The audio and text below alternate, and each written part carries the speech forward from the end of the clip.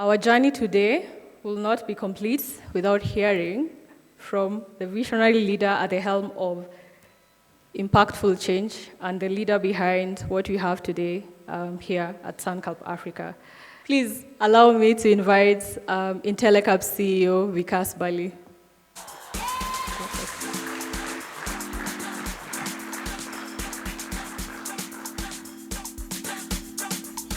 Historians in the 22nd century will regard this period with a potential set of scenarios.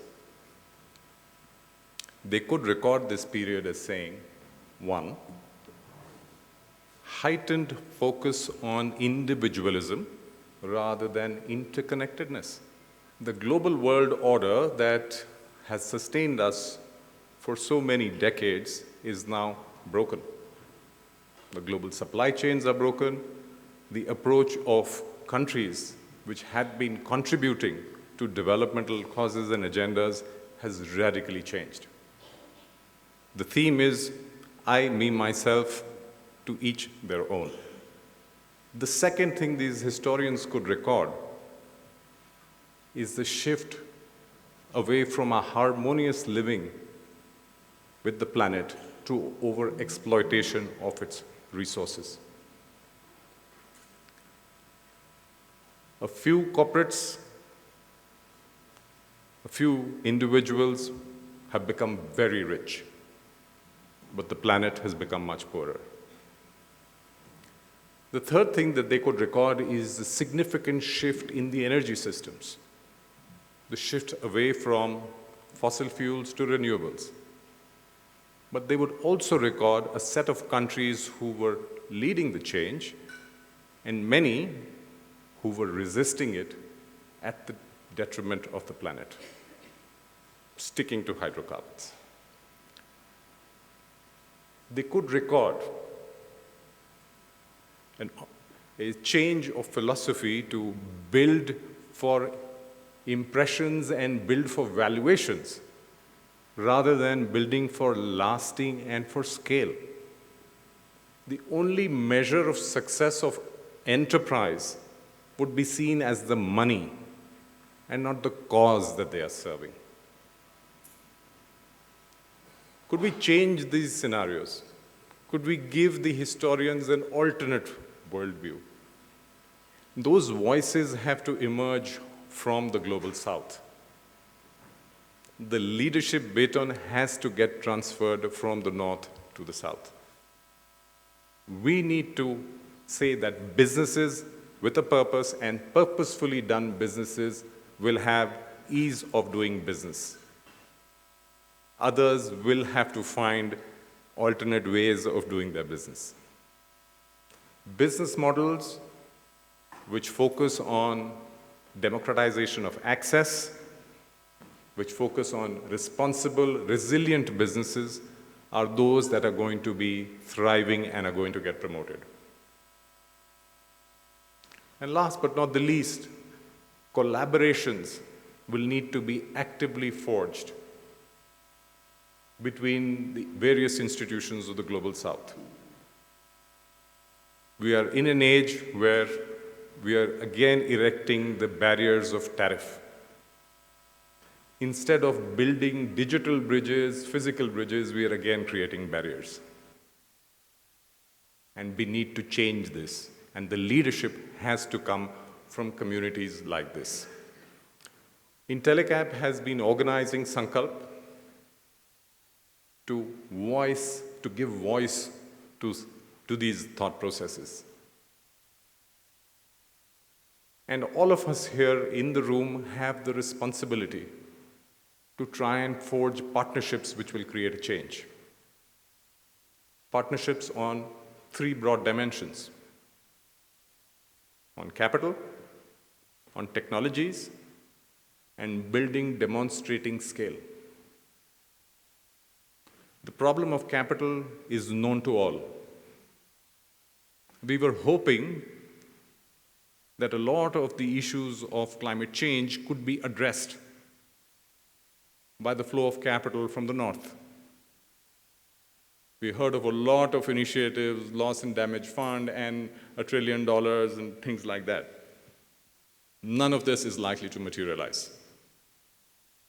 What we need to do is to create the systems within our global south where national development banks work with development financial institutions, work with philanthropic foundations, create blended finance structures, get access to risk reduction instruments, get access to insurance products in order to unlock domestic capital. And I'll just give you a small example of the work that Intellicap has been doing with an institution, a national development bank, with about $100 billion in assets under management, a philanthropic foundation, a regional bank, ADB, and the NDB have gotten together, and we're helping them to put together their journey for financing the green.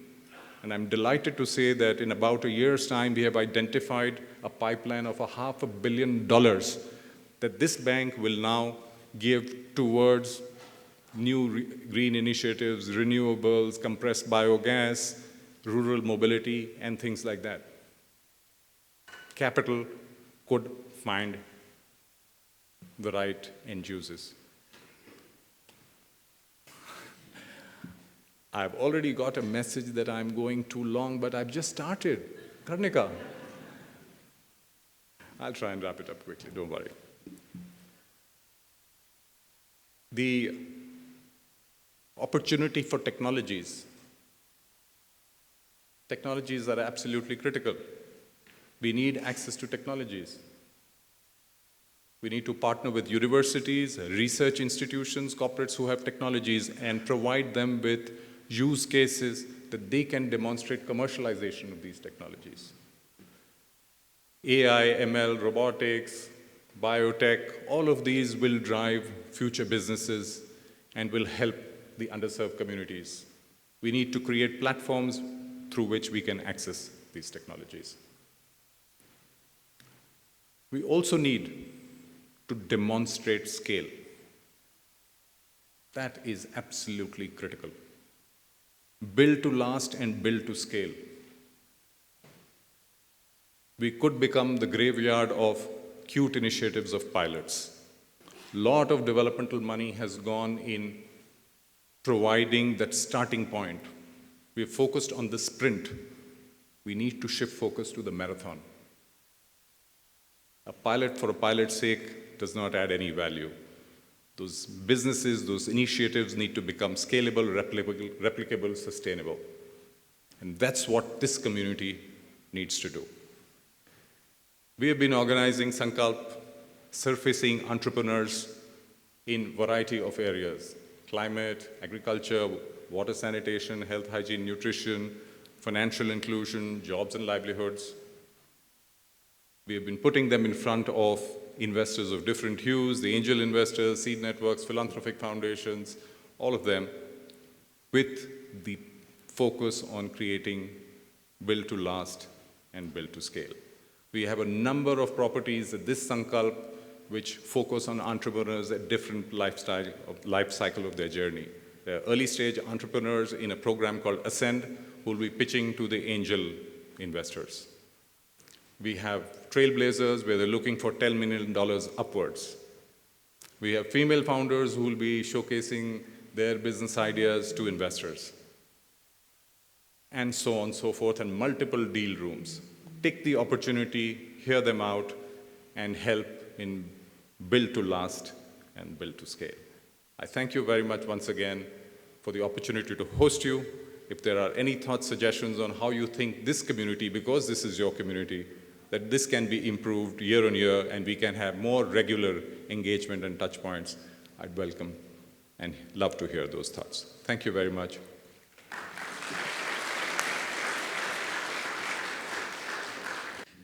Good morning, everyone. We'd like to welcome you to the 12th Sankalp Summit as the EDGE Convention Center and your host. On behalf of the EDGE Convention Center, we are thrilled to host this prestigious event. We extend a warm welcome to all delegates, speakers, and partners who have gathered here to drive impactful change across Africa. This summit is a testament of our collective commitment to fostering innovation, entrepreneurship, and sustainable development. We want to assure you that as your host, the security is well covered throughout the venue to ensure safe and secure environment for all attendees. Our washrooms are conveniently located outside, and I'm sure signages are there, and well maintained for your comfort. At the Edge Convention Center, we pride ourselves on providing top-notch facilities and services. Our active team is ready to help with queries and assistance you may need during the summit. We hope you find this summit inspiring, engaging, and fruitful. Let's work together to create a brighter future for Africa, and we hope you enjoy the summit. Karibu sana, and welcome to the Edge Convention Center. Asante. So good morning, everyone. Good morning again. Are you guys all well? Okay, great stuff. Just to set the tone, and I guess based on what Vikas has also been speaking about, I'd like to make 3 quick questions to all the members involved here. So are we ready for a quick quiz? Okay, great. So number 1, I'll start with a very easy question. So what is the theme for this year's Sankalp? You're all looking at the screen, so none of you has memorized what it is. Okay. All right, so the second question is, what is the youth percentage in Africa? A guesstimate is fine.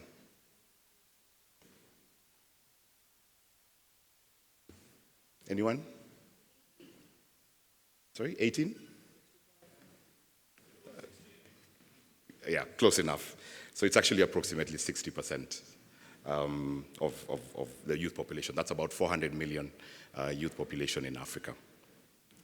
And if we're looking at agriculture in terms of employment, in Africa, what is the percentage that you think is the population that's employed in agriculture?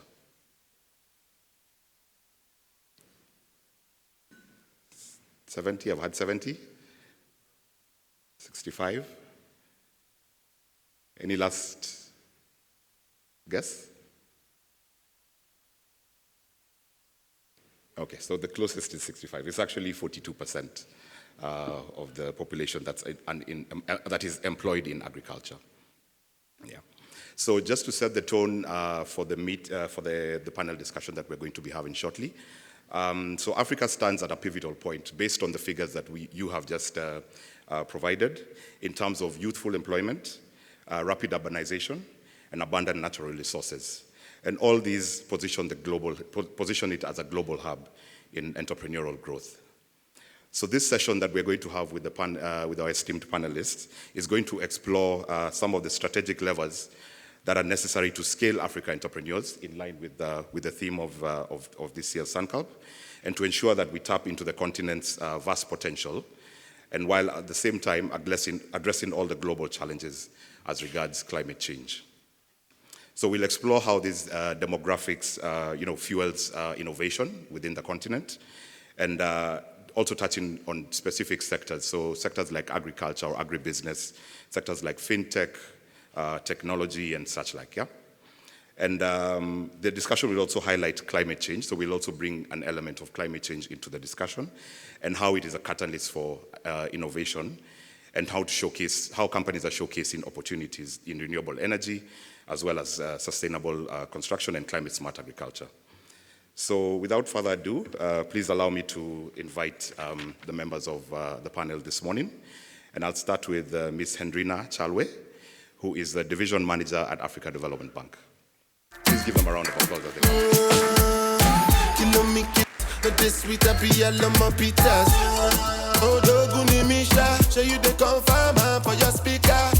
you so much for that.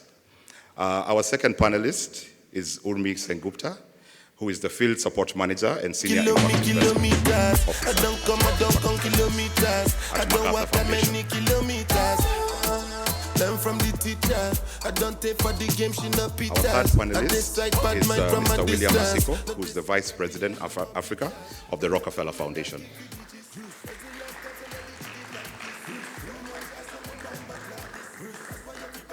And last but not least, we have Mr. Vineet Rai, who is the founder and vice chairman of Avishka Group.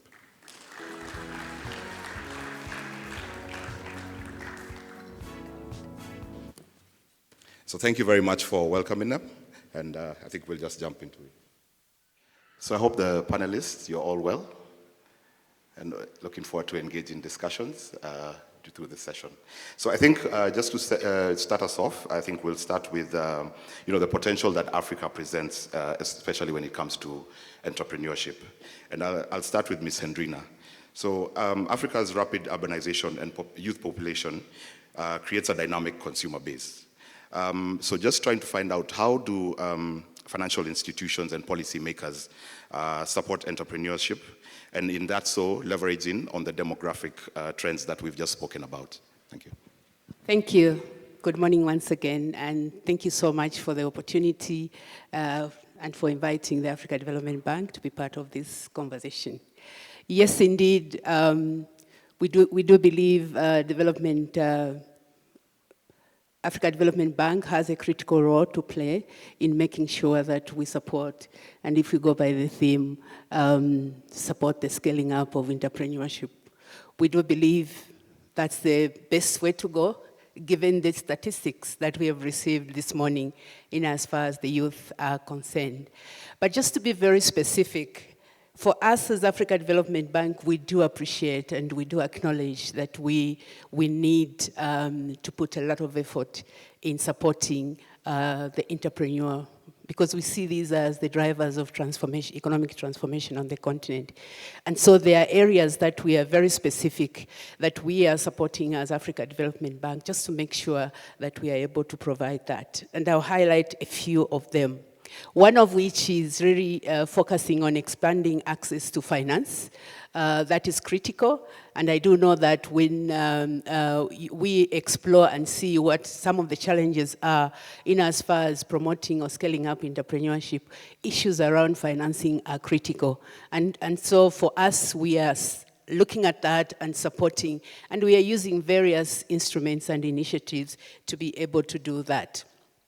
Just to give a few examples, we have programs such as Boost Africa program, which is very specific and basically working with the European Union investment, just to see on how we could actually provide the resources, the much needed resources that entrepreneurship would need to be able to do high-end innovations and be able to scale up.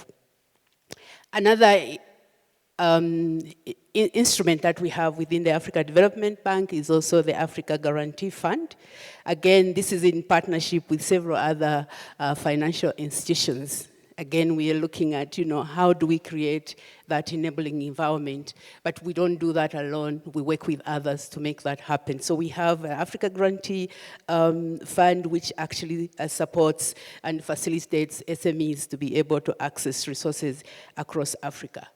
Coming back to digital, we've also set up a special vehicle, if I may use that way, which is basically looking at, how do we support inclusion in as far as the digital space is concerned. So as Africa Development Bank, we are also promoting the Africa Digital Financial Inclusion Facility. Again, this is a facility that then helps entrepreneurship to be able to explore and engage and scale up entrepreneur initiatives within the digital space. Besides having the finances, I think one of the things that we are also looking at is, if we provide the finances, and then what? How do we ensure there is sustainability, but also how do we ensure that we walk along with the entrepreneurships? entrepreneurs within the ecosystem. So one of the things we are also looking at is really to make sure that we support creating that ecosystem that will be able, not just providing the resources, but looking at the entrepreneur holistically and just making sure that they are able to get the support that they need to be able to excel. And within that space, we've been supporting the establishment of innovation hubs. We've also been supporting accelerators. We've also been supporting enterprise support organization. Again, I know that in the program we'll be talking a little bit more about that. This is one of the innovation lab that we'll be launching today. All that is in the space of wanting and getting opportunities to support entrepreneurs. I now talk a little bit more about the lab, but just to say that the Innovation Lab is one which we hope will be able to provide immense support to entrepreneurship.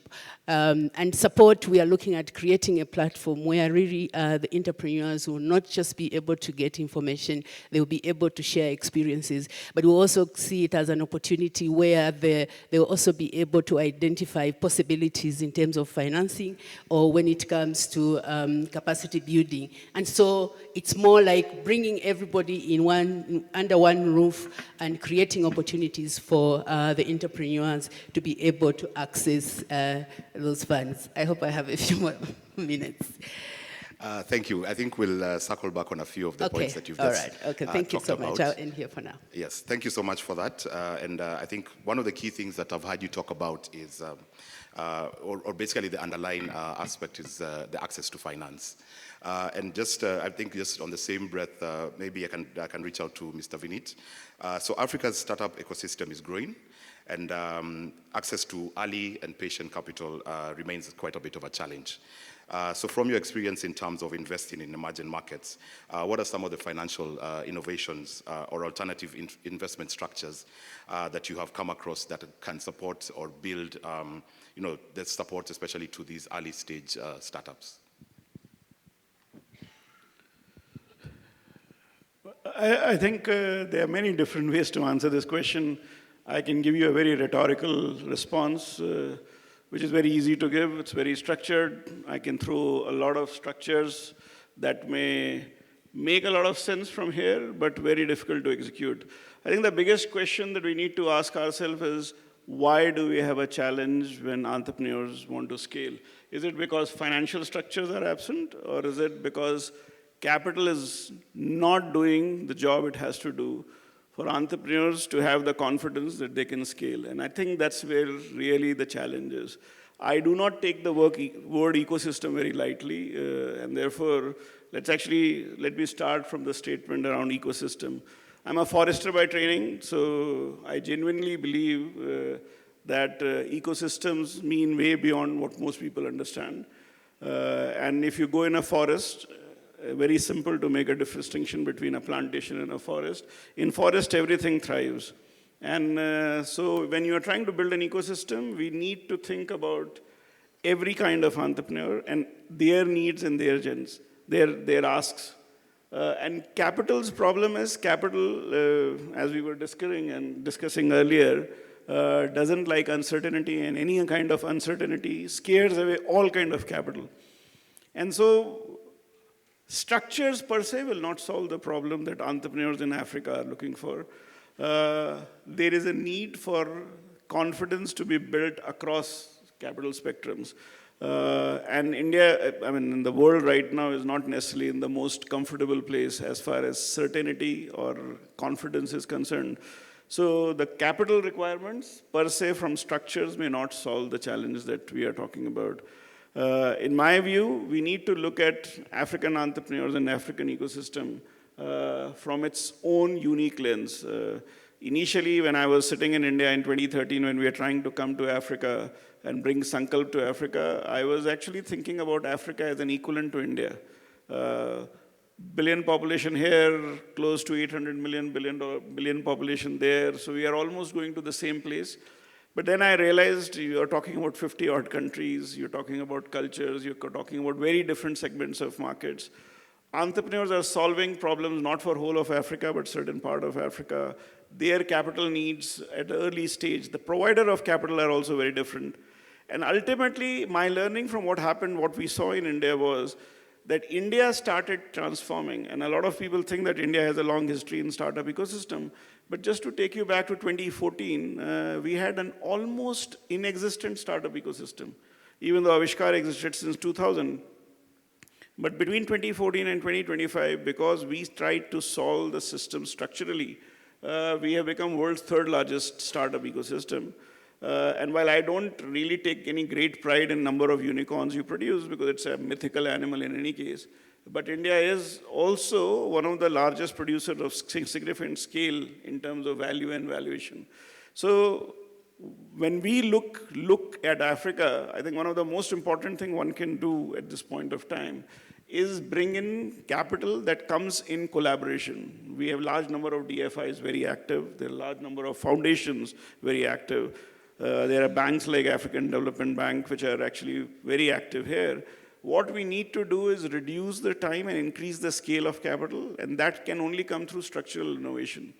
I was actually telling the same thing to a CEO of a very large DFI, which has significant interest in India, that a large number of Indian fund managers have reached $500 million in assets under management over 20-25 years, especially in the space of impact. But it is quite shameful for the fund managers and as well those who invested in those fund managers that they are not $5 billion in terms of size. And this actually is a structural problem. Why are people who are actually creating very challenging, supporting very challenging entrepreneurs not scaling themselves up? And I think the same structural challenge here is also quite evident. Large number of DFIs are all individually trying to bring about a change. Even though they actually coalesce at the funds level, they do not necessarily set up one single fund of fund that looks at Africa at large scale. So let's assume for a $2 billion fund of fund for Africa, which invests in large number of African fund managers so that the fund managers have the confidence to continuously fund and support and scale entrepreneurs. That may actually make a bigger difference than individually each DFI trying to solve the problem, individually each foundation trying to solve the problem, because the number of entrepreneurs as they go up, and the final thing before I close, Africa will not change until Africans start investing in Africa. India's real transformational moment came when Indians started trusting and believing. And today, if you go in India and you want to raise $500,000, not a single fund, you don't need to approach any fund. Most Indian angel networks will allow you to participate between or raise between $500,000 to $1.5 million within 15 days. So if you start as an entrepreneur, you have a paper plan, the pace of capital raise is between 15 to 45 days. And that actually is what transformed India's early stage ecosystem, backed by a whole structural intervention from the government in terms of funds that was locally created. Till 2017, I at Avishkar had never raised local money in India. And since 2017, I have been actually raising 50% of our capital only from locally. So if Africans start trusting and investing their savings, their capital in Africa, you would see a significant transformation in the entrepreneurial ecosystem as well as the impact ecosystem in Africa. So I'll just... Okay, thank you very much, Mr. Vinit. And I think that's a very interesting point, especially given what is currently happening, with the West shifting and now looking inwards.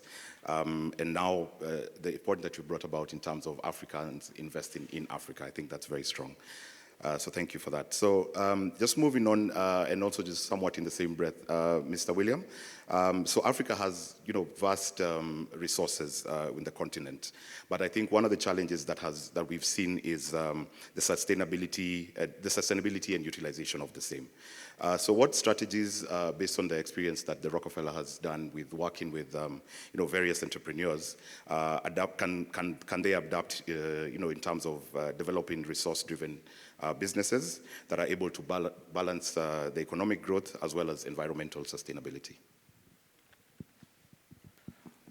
Thank you, William, for that question.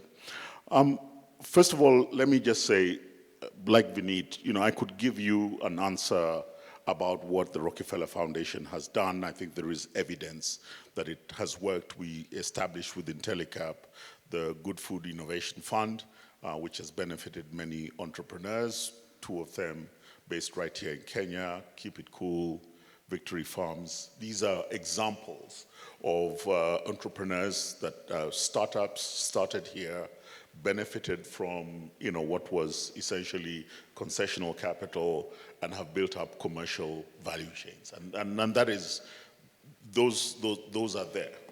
But I think, like Vineet, we have to focus on the reality in which we live in. And I want to start off from where Vineet finished off, that he's now able to raise 50% of his capital in India. And I don't think that there is any African investor, at least for the level of capital that the Africa Group is talking about, that could raise capital wholly in Africa at the kind of rates that are available in other countries and countries like India. All right? So Africa suffers from a perception bias. Now, we know that Africa and African countries, whether it's sovereign debt, whether it's commercial debt, there is a premium on the cost of our debt that is caused by the fact that we are in Africa. Some of those perceptions are based on reality, many of them are not. But the fact is, we are painted with the same brush. And so therefore, the resources that Africa has now, coming to your question, how do we sustainably utilize the resources we have? It becomes very difficult when you're unable to raise capital. And if you're an entrepreneur in Kenya or in any African country today, and you grow and you scale, at some point you will start competing with entrepreneurs from other countries, maybe Europe, maybe North America. Their debt is 4, 5, 6 percentage points lower than yours. And you will not be able to compete with them. You will not be able to compete with them without the kind of concessional capital that is provided through partnerships that are formed here at Sankalp. So that is the first thing, is Africa needs to own these perceptions, all right? We need to take control of what we can control. And, we cannot be sitting here pretending that what things are going to be the same as they have been in the past, given what's been happening from a global development assistance perspective. But that's possibly a good thing, in the sense that it may focus Africans to control what they have control of. And what we have control of are our resources. We have our resources. We control our laws, our regulations. We control how we treat our courts. We control how we make our laws. And guess what? These are exactly the things that the rating agencies look at when they're determining the risk of a particular country. We control those things. And to be quite frank, there are many countries that don't do a good job of controlling those things. In many countries, courts are under threat. In many countries, the legislature is under threat. Freedom of the press is under threat.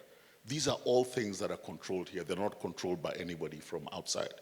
So for me, in answer to your question, William, if we are going to sustainably utilize the resources that we have to start focusing on controlling those resources in a way that makes sense for us, ensuring that there is value addition here on the continent or in the country before those resources are exported, just ensuring that we are managing the risk perception that the rating agencies have of us. Because, look, at the end of the day, the rating agencies are the rating agencies.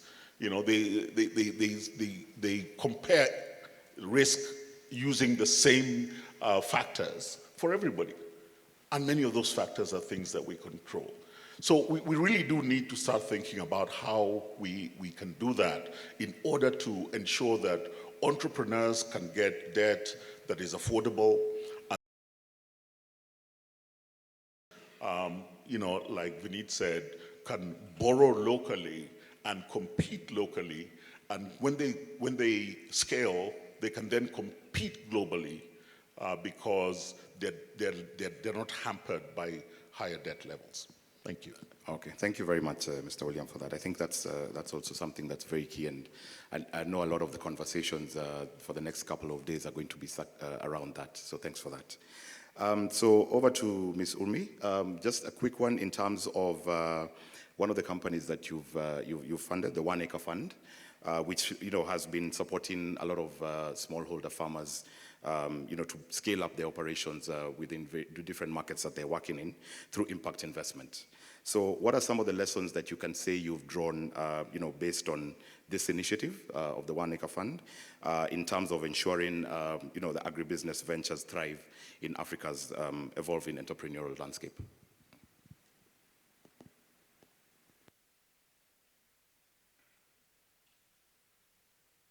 Thank you, William. Thank you for that. Good morning, everybody, and it's great to be here. Just a little bit of background to the question William asked. The 1 Acre Fund is one of the investments that MacArthur Foundation made through the Catalytic Capital Consortium, which is a collaboration we launched along with other funders, including Rockefeller, that focuses on investment, learning, and market development, and allows leading investors to invest for scale using catalytic and flexible finance. So that's sort of the background story, and we made investments across a range of demonstration opportunities across sectors, across markets, and 1 Acre Fund was one of the ones that we ended up picking from the African market. This work talks to agriculture and smallholder farmers. We talked about the relevance of that cohort and the income levels and the contribution to the GDP from that group a little bit earlier, which is significant. 1 Acre Fund's experience, has been very strong in terms of creating impact for the farmers they serve. On average, their farmers have 35% more income than those that are not within their circles. And, taking a step back and thinking about the model that worked and what parts of that are transferable, there are 2 or 3 very clear things. The first one, I would say, is about keeping smallholder livelihoods at the center and heart of all the work they do. So 1 Acre Fund is very clear about making that the central mandate of the organization, hiring the right talent, so that all of their efforts are really focused on thinking about how to improve livelihoods for the farmers. And then all the other benefits, structure, scale that they really, I think, have managed to achieve through the years has been a function of that central focus. The second thing is, in some ways, acknowledging, yes, there is a role for different kinds of capital along the spectrum, right? So they understand that not all efforts can be made commercially viable. When you need subsidy, they have acknowledged that, and they have moved forward in a way that has allowed them to scale, even though the subsidy is front and center. About 3/4 of their expenses are supported through the revenues for services provided to farmers, but the remainder comes from donors. So donors have a big role to play in many settings, and I think it's important for us to acknowledge that if we want to create systemic change, scale, and really address issues of poverty and development. So that's sort of the second piece. And the third piece is they've again used the spectrum of capital very thoughtfully and creatively, right? So on the one hand, they have the donors that are very happy to provide this money where there's an opportunity. The SROI that 1 Acre Fund promises its donors is huge. It's 5 to 10 times. So for $1 of donor money, you would get benefits on the end of the farmers at that level. The second group is catalytic lenders, which is where MacArthur sits in that group of supporters and investors. We tend to be really, I think, focused on the fact that this serves marginal and low-income populations, focuses entirely on farmers whose income levels are significantly lower than most other groups in the region and in the world. And then you have commercial lenders who also come in with some commercial support, and that comes on the back of the stability of the organization, the track record, and the money that is coming from these other sources. So I think being able to build a complete framework of support really influences scale, and that is, in some ways, I think, testament to the ecosystem that has developed around the organization over the years. Okay, thank you very much, Ms. Urmi, for that. I think it's quite interesting, some of the work that you've done through the One Acre Fund, and especially, as you pointed out, the impact that this has had on livelihoods, especially for the rural folk. So thank you for that. So now, just shifting gears in terms of another aspect that we had also mentioned just at the beginning, which includes, climate change and how this can be a catalyst for innovation. Maybe I can start with you, Ms. Hendrina. Climate smart agriculture, is some of the opportunities that have been presented to a lot of African entrepreneurs. There's a lot of solutions that we've seen being developed, especially in our work at Intellecap. So just wanted to understand, or just to hear a bit more about what AFDB's role is in terms of supporting these financial ventures that can drive both economic growth as well as climate resilience. Thank you so much. I think I want to start by saying recognizing that climate change is here to stay and has implication in as far as what the entrepreneurs are doing and in making sure that there is sustainability. So I think as Africa Development Bank, we come in from that perspective. And then we also look at who is doing what within that space and how can we as the bank support that. Now there are a couple of initiatives as well as the instruments that we are using again to try and support entrepreneurs to make sure that they, for instance, they do sustainable agriculture and so on. A couple of examples that I would give, of course, to start with the one on agriculture, Enable Youth. Basically, that's an initiative and an instrument where really we are trying to support youth within the agriculture sector, but just to make sure that they have the resources or the finances, but also the capacity to be able to do smart agriculture and contribute to the sustainability. So it's about supporting green financing mechanism. I think that's one big area that we are looking at as Africa Development Bank. We have the Green Climate Fund, for instance, where we are actually supporting and providing concession loans, grants, and technical assistance to SMEs. I think that's one of the key things that we are doing. The other one also is investing in climate smart agriculture, which I've talked about, the Enable Youth. Again, we've seen that come out quite strongly, both in terms of demand, but also in terms of the impact that this is having. And then the other one, of course, is the technology for agriculture transformation. Again, that is another opportunity where we are bringing in entrepreneurs within the agriculture space to be able to get the right resources, but also the support in terms, like I say, capacity building, and also opportunities for markets. Lastly, but not the least, also is an aspect of, as a bank, we are also contributing in the climate action window, financing the initiatives or innovations around that, and just making sure that we support the entrepreneurs in that space. We do recognize that other than supporting the big guys, the small and medium entrepreneur have the potential and play a critical role in terms of sustainability and just mitigating some of the issues around climate change. Thank you. Okay, thank you very much, Ms. Hendrina, for that.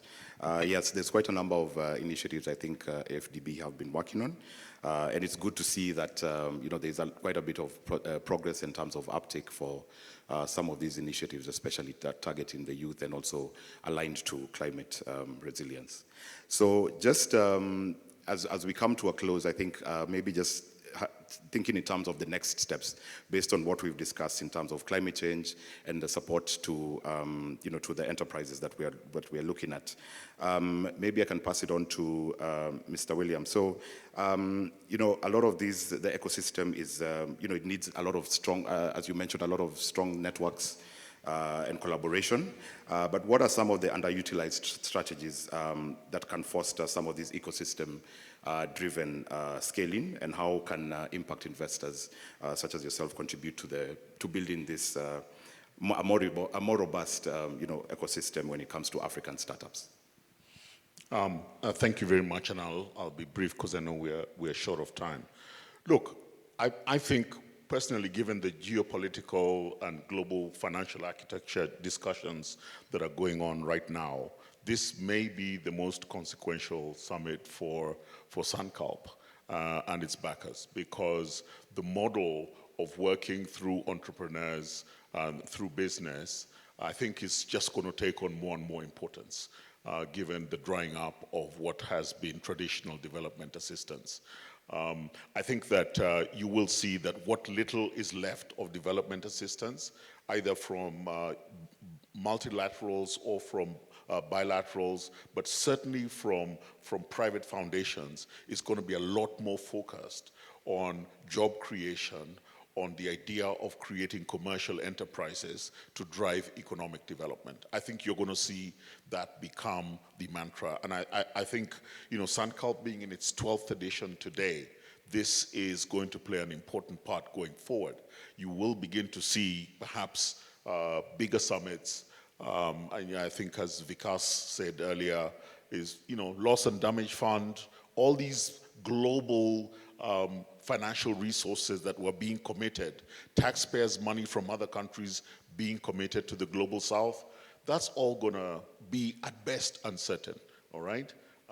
If not unavailable. And therefore, what little is left has to go into building the kind of ecosystems that Sankalp is trying to do, and I think that's absolutely right. Thank you. Okay, thank you very much. Sorry, just passing it on to Mr. Vinit for some of the last comments that you have. So, to all my African colleagues, you guys are very young. You have a once-in-a-lifetime opportunity to reset the perception of Africa in front of the world. This tumultuous time that the world has presented is an opportunity. It's not dark clouds. These are the silver linings that comes to you. This is the time that you can actually change the position and perception of Africa, and you have the opportunity and probably the wherewithal in yourself. Most of you have black hairs. Those who have black hair are the ones who will actually, you are naive, you are young, you don't understand too much, you have the ability to take the risk. Those with white hairs can only offer wisdom and advice. So go ahead, change the world. You won't get an opportunity like this ever. Thank you very much for those wise words of white hairs and black hairs. Any last words from Ms. Umi? Maybe 1 minute before we can close. Thank you. Yeah, I'm wondering what follows appropriately after Vinit's last words. I think that, I'm going to get my hat on of sort of thinking about capital and finance, and will just urge, I think, all of us and all of you to think about the range of different capital providers that can step up, that can do more.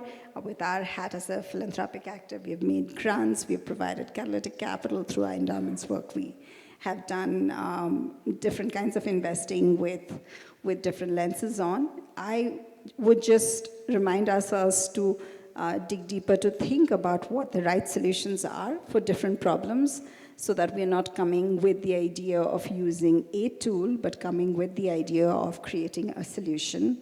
And then the last pitch that I would make is with my Catalytic Capital Consortium hat, that all of us really need to up our game on blended finance and structuring opportunities for different kinds of capital, especially private capital that is from the continent, to participate in scaling Africa's entrepreneurs. Thank you.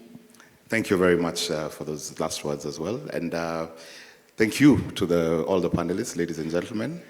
Please give them a round of applause. Thank you. I'm sure there's going to be lots of conversations based on the topics that we've just spoken about. So we should also be able to engage with them for the next 2 days. But thank you very much for your time and for your participation, and looking forward to more engaging discussions as we move along. Thank you.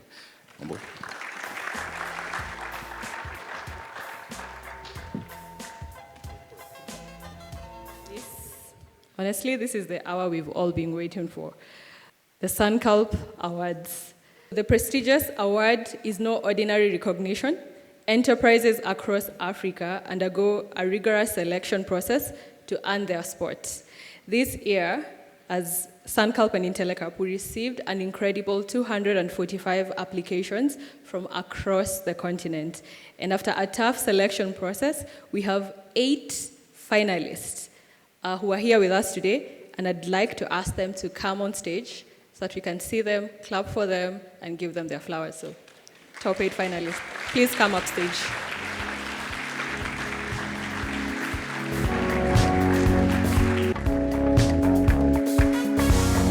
I'm so encouraged to see 3 women on stage.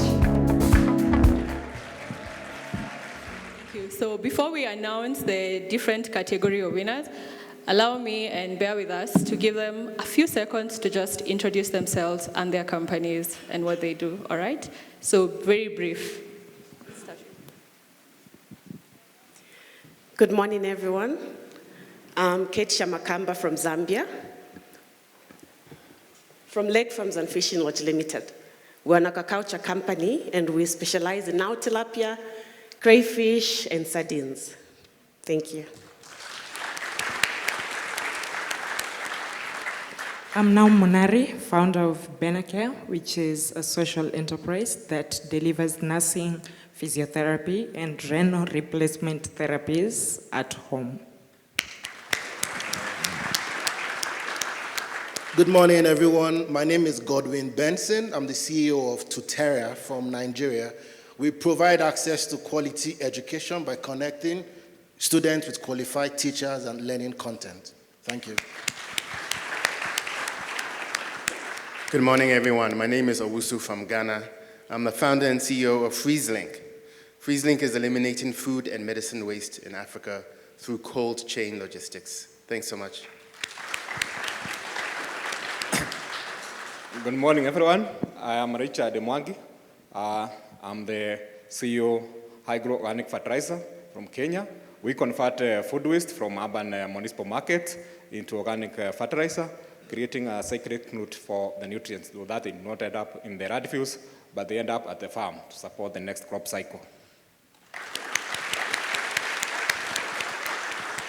Good morning. My name is Baraka Jeremiah, and I'm the co-founder and CEO of Kilimo Fresh Foods.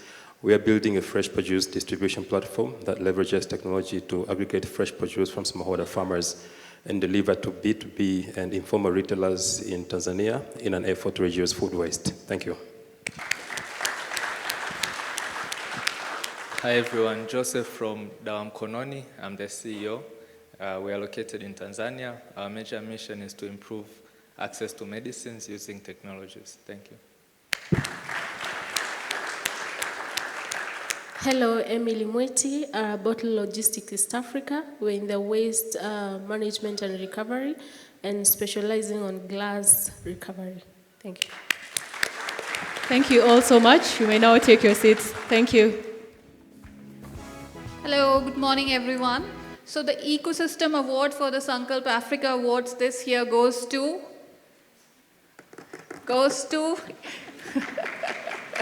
Organic Fields Limited, Richard Mwangi.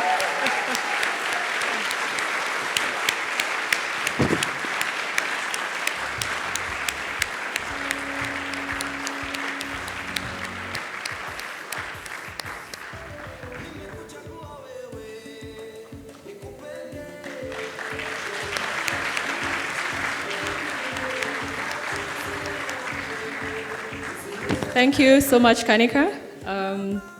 For the second award, we'll have the second runners-up award. I'd like to ask William Asiko from Rockefeller and Hedrina from AFTB to come on stage.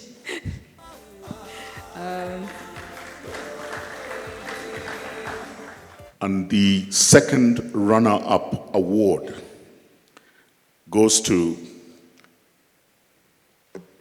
Dawam Kononi.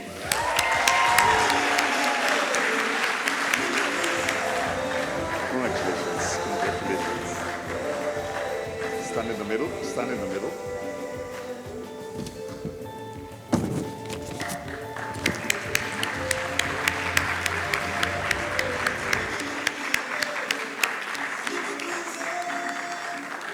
Thank you very much. To the next award, our first runners-up, I'd like to ask Vikas Bali from Sankalp and Urmi Sengputa, hope I've said it correctly, from MacArthur Foundation. Please join me on stage.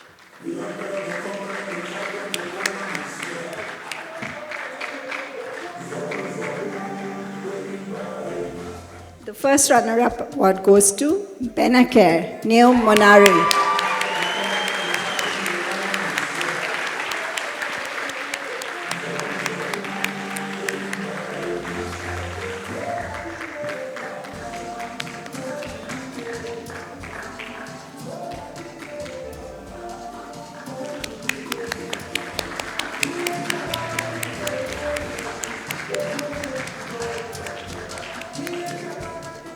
Thank you. And finally, for the winner of the Sankalp Award 2025, I'd like to invite Vinette Rai and Carol Gribnau from Doen Foundation.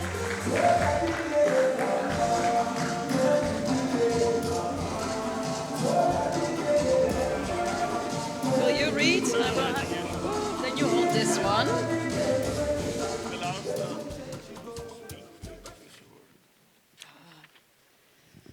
Okay, so really an honor to be here and to announce the winner of this year, which is Kilimo Fresh.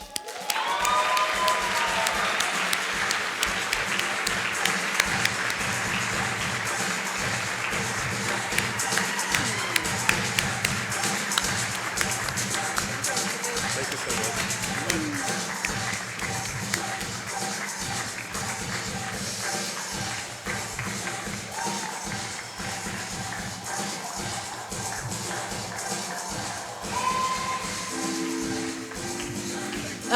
Please don't go away.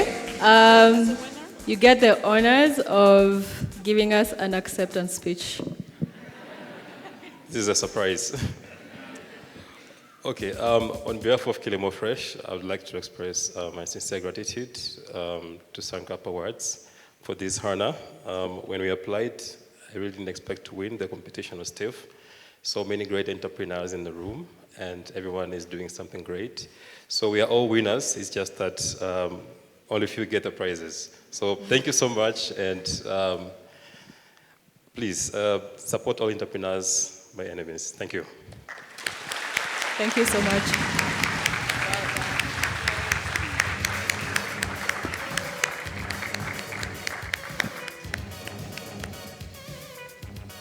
Thank you for that. And before we move on to our final segment, which is very exciting, I'd like to invite back on stage Hedrina Chalwet Doroba from AFDB. She has a special announcement to make, which is exciting for all the entrepreneurs in the room. So Hedrina, please come on stage. Thank you. Thank you once again. Good morning. To the distinguished guests, partners, entrepreneurs, ecosystem enablers, as well as champions of innovation, the Africa Development Bank is very excited to be here, and just to say thank you for giving us this opportunity to share a very exciting innovation, which I believe the entrepreneurs will be excited to use. It's indeed my honor and privilege to deliver a short speech, I call it, at this very important occasion when we are celebrating the Sankalp Africa 12th edition. Today, we come together at this historical moment, not only to celebrate African entrepreneurs, but also collectively to agree to support their journeys. We do acknowledge that Africa is the youngest and I believe the fastest growing continent in the world, with over 60%, I think we heard it this morning, of the population who are under the age of 25. And so really, we have a task ahead of us. Like my colleague said on the panel, for those of us who have gray hair, we have a task to make sure that we leave an entrepreneur ecosystem that is able to support those that are coming. And for those of you with black hair, it's a great opportunity to see on how best you can utilize what is being put before you.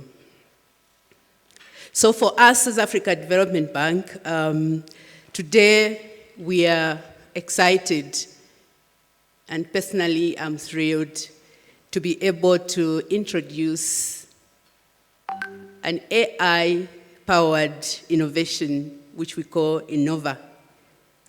This is the platform where entrepreneurs will be able to exchange information, and we do believe this was meticulously designed to make sure that we are able to address most of the needs, if not 99.9% of the needs of the entrepreneur.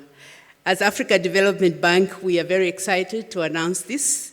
We do believe that this platform is indeed a flagship initiative, and this is within our big agenda as Africa Development Bank, supporting jobs for youth in Africa with a strategy and a goal to reach at least 25 million jobs, and also to reach 50 million youth, making sure that they have the right skills mix to be able to take advantage or utilize or create jobs within the ecosystem and beyond. The Innova is also part of the technical support that we provide to entrepreneurs under the Boost Africa program. Basically here, we seek to support the creation of decent jobs. We seek to support sustainability growth.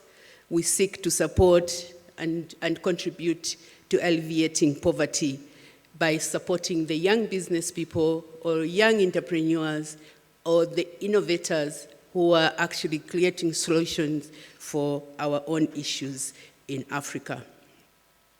So I want to say that Innova is more than just a digital platform. It is a comprehensive one-stop shop for innovation and entrepreneurship across the continent.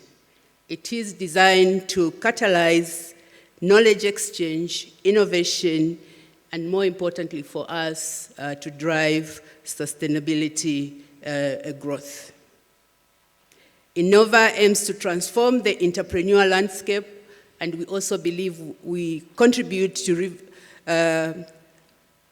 revolutionize the way Africa entrepreneurs and stakeholders interact, collaborate, but more importantly, again, access to resources. We see it as a bridge for information gap. We see it as an opportunity to break the silos and also an opportunity to unite entrepreneurs, investors, enterprise support organizations, as well as policymakers across Africa so that they work together under what we call one digital roof.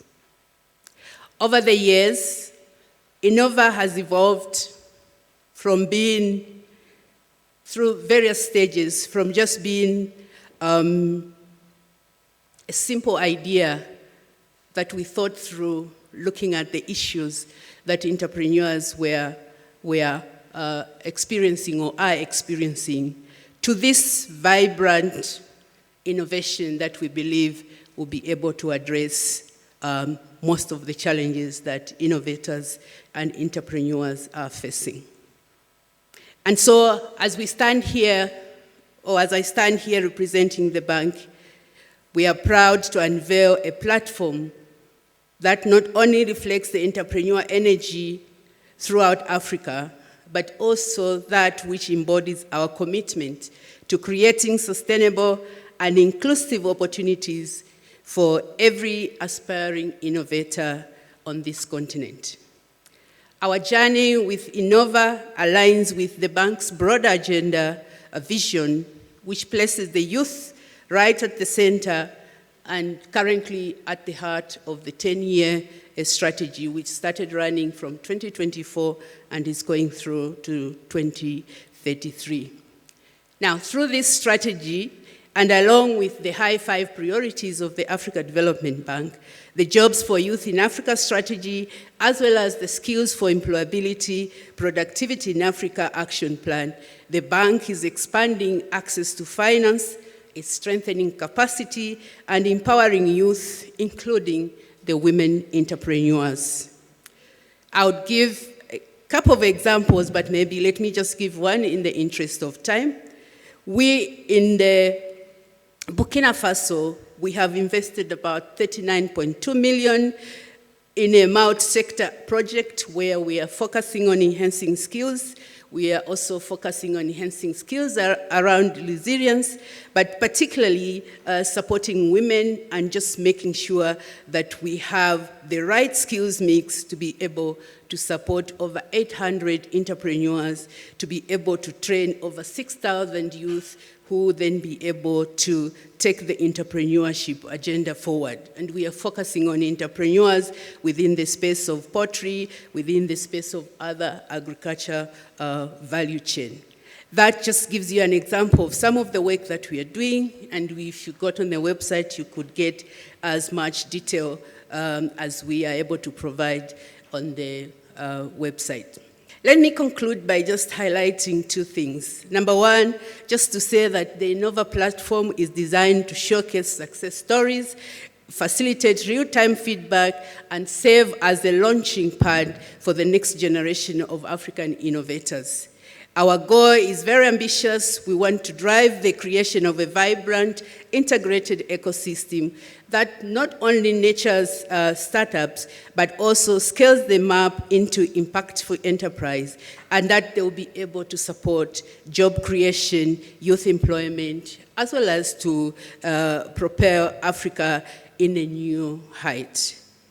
Lastly, and in conclusion, I'd like to express my sincere gratitude to every partner, stakeholder, and member of our team whose dedication and hard work has actually brought us to where we are now. Indeed, we are looking forward to collaborating with you, making sure that you provide us the feedback that is necessary as we continue to engage, as we continue to improve on the Innova system. We do believe that the Innova Lab is an opportunity for us to work together and for us to ensure that we move Africa to the next level. A round of applause for AFDB as well. I hope you'll all get to try Innova, and as has been said, please provide feedback for them so that we can make this a thriving community for entrepreneurs. All right, ladies and gentlemen, as we draw the curtains on this, figuratively, as we draw the curtains on this remarkable plenary, honestly humbled and inspired by the depth of insight, passion, and commitment showcased by everyone who's stood on this side today. Please allow me to express our gratitude to all our partners who've supported this summit. So thank you so much to all our partners represented here today. Please, a round of applause to all of our partners. All right, throughout this session, we've delved into the intricacies of sustainable development, explored avenue for increasing capital. I think we've all agreed Africa needs to invest in Africa, and young people need to step forward, and I don't want to say older people, but people with white hair need to avail the much needed wisdom. So that's what we've seen from this session. And we've also gotten to celebrate some of our entrepreneurs here on stage today, and we hope to celebrate more of you in different avenues in the next 2 days of this summit. So together, we have embarked on a quest to ignite Africa's potential together, we have embarked on a quest to scale Africa's entrepreneurship. And as we leave this room and head into the different either sessions or networking zones, I'd like to highlight a few things. One, at any given point, From, I'd say, 11 or 11:30 onwards, we will be having at least 5 sessions running concurrently. Feel free to check the agenda, either on Brella or across the different rooms, and see which one specifically suits what you're looking for. I know we had a lot of questions asked this morning, but we were not able to respond to those. Some of these sessions will be able to answer those questions, and we'll have some of these speakers engage us in depth in those sessions. So I'd encourage us to attend some of these sessions. 2, as we said earlier, we take networking seriously. Sankalp exists to connect people, so please use Brella, make Brella work for you. Create your profile if you haven't, download it if you haven't, and connect to different people.